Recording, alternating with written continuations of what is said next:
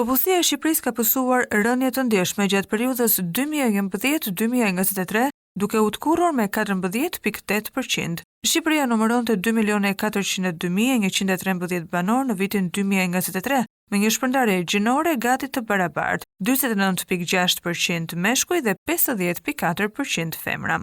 Rënja është e theksuar në qarqet jashtë Tiranës, me qarkun e Shkodrës që ka humbur 28.3% të popullsisë, Kuksi me 27.3% të popullsisë, ndërsa Berati ka pësuar rënje më të vogël me 0.7% të popullsisë. Tirana mbetet e vetmja që ka shënuar rritje me një shtim prej 1.2%, kryesisht si rezultat i migrimit të brendshëm. Si pasojë, përqindja e popullsisë që jeton në kryeqytet është rritur nga 26.8% në vitin 2011 në 31.6% në vitin 2023, duke e bërë atë qendresën e dominueshme të vendit. Qarku i Fierit ndjek me 10% të popullsisë, ndërsa Elbasani me 9.7%. Në të kundërt, Kuksi dhe Gjirokastra kanë numrin më të ulët të banorëve me vetëm 2.6% dhe 2.5% të popullsisë përkatëse.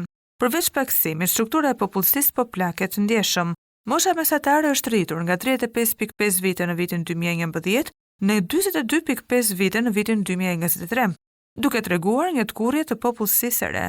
Edhe pse lindjet kanë qenë më të shumta se sa vdekjet, me mbi 88.000 persona gjatë dekadës, emigracioni masiv ka ndikuar ndjeshëm në uljen e popullsisë.